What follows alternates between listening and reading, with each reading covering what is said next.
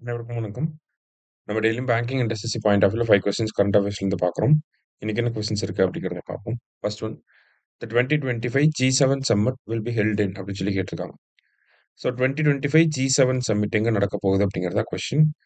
So எங்கே நடக்க போகுது அப்படின்னா கனானாஸ்கிஸ் அப்படிங்கிற இந்த பிளேஸ் எங்கே இருக்கு அப்படின்னா அல்பர்ட்டா, கனடா. சரிங்களா? கனானாஸ்கிஸ், அல்பர்ட்டா, கனடா இங்கே தான் வந்து நடக்க போகுது. சரியா? ஸோ 2024ல பார்த்தீங்கன்னா நமக்கு அப்பூலியா இன் இட்டாலி. சரியா? இட்டாலியில் நடந்திருக்கும். அடுத்தது வந்து 2023ல பார்த்தீங்கன்னா நமக்கு ஹிரோஷிமா ஜப்பான்ல வந்து நடந்திருக்கும். ஓகேவா? 2023ல 2022 அப்படிங்கிறது பார்த்தீங்கன்னா நமக்கு பவேரியா இன் ஜெர்மனி வந்து நடந்திருக்கும். சரியா? ஸோ இதுதான் நமக்கு கரெக்ட் ஆன்சர் ஆப்ஷன் சி. சரியா? கனானாஸ்கிஸ், அல்பர்ட்டா, கனடா. ஓகேவா? அடுத்தது The 16th census of India will be conducted in how many phases அப்படின்னு சொல்லி கேட்டிருக்காங்க. So 16th census of India already 15 census வந்து முடிச்சிருக்கு. இப்போ 16th census அப்படிங்கிறது நடத்த போறாங்க.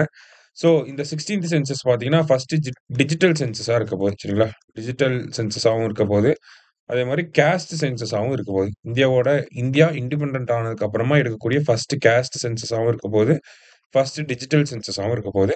இது எத்தனை ஃபேஸஸ்ல நடத்த போறாங்கன்னா 2 ஃபேஸஸ்ல நடத்த போறாங்க. சரியா? ஸோ ஃபேஸ் 1ல வந்து பார்த்தீங்கன்னா நமக்கு உத்தரகாண்ட், ஜம்மு அண்ட் காஷ்மீர், லடாக், அடுத்ததா பார்த்தீங்கன்னா ஹிமாச்சல் பிரதேஷ் இந்த மாதிரி பனி பிரதேசங்கள்ல ஃபர்ஸ்ட் ஃபேஸ் நடக்கும். செகண்ட் ஃபேஸ்ல அதர் ஸ்டேட்ஸை வந்து கவர் பண்றாங்க. சரியா? அடுத்தது how many of the above are not a part of G7 countries அப்படின்னு சொல்லி கேட்டிருக்காங்க. ஸோ G7னா யாரெல்லாம் வருவாங்க? யூஎஸ் வருவாங்க, கனடா வருவாங்க, அந்த சைடு 2 பேர். அடுத்தது யூகே, பிரான்ஸ், ஜெர்மனி, அடுத்தது இட்டாலி, லாஸ்டா பார்த்தீங்கன்னா இந்த சைடு ஜப்பான். சரியா? இவங்க தான் 7 கண்ட்ரீஸ். 1, 2, 3, 4, 5, 6, 7. ஸோ இதுல எந்த கண்ட்ரிலாம் வந்து not a part of G7 அப்படின்னு சொல்லி கேட்டிருக்காங்க. ஓகேவா? இப்ப நமக்கு ரஷ்யா தான் it is not a part of G7. Russia வராது. மீதி 3ம் வரும். சரிங்களா? அப்ப ஒன்லி 1 அப்படிங்கிறது தான் கரெக்ட் ஆன்சர். ரஷ்யா முன்னாடி இருந்தப்ப G8ன்னு இருந்துச்சு. அப்புறமா 2014ல இருந்து ரஷ்யாவ வெளிய அனுப்பியிருப்பாங்க.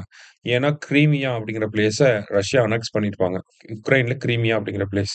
கிரைமியா அப்படின்னு சொல்லி சொல்லுவாங்க. சரியா? ஸோ அதனால G8 அப்படிங்கிறது G7ஆ மாறியிருக்கும். ஸோ G7 கண்ட்ரீஸ்னா இவங்க தான். சரியா? இதுல ரஷ்யா வராது. அடுத்தது The 16th census of India will be concluded by which date அப்படின்னு சொல்லி கேட்டிருக்காங்க. ஸோ எந்த டேட்ல கன்க்ளூட் ஆகும் அப்படின்னு பார்த்தீங்கன்னா March 1, 2027க்குள்ள கன்க்ளூட் ஆயிடும். சரிங்களா? March 1, 2027க்கு முன்னாடியே சென்சஸ் முடிஞ்சிடும் அப்படிங்கிறத நேத்து சென்ட்ரல் கவர்மெண்ட் சொல்லியிருக்காங்க. லாஸ்டா world environment day is observed on அப்படின்னு சொல்லி கேட்டிருக்காங்க. சரியா? ஸோ வேர்ல்டு என்விரான்மெண்ட் டே எப்போ அப்படின்னு பார்த்தீங்கன்னா நமக்கு ஜூன் 5. என்ன தீம் அப்படின்னு பார்த்தீங்கன்னா pudding and end to plastic pollution அப்படிங்கிறது தான் இந்த வருஷத்துக்கான தீம். ஓகேங்களா? Pudding and end to plastic pollution. சரியா? அதுதான் 2025க்கான தீமா இருக்கும். ஸோ இன்னைக்கு 5 கொஸ்டின்ஸ் பார்த்துருக்கோம். தேங்க்யூ. சுரேஷ் IAS அகாடமி வெற்றியின் முகவரி.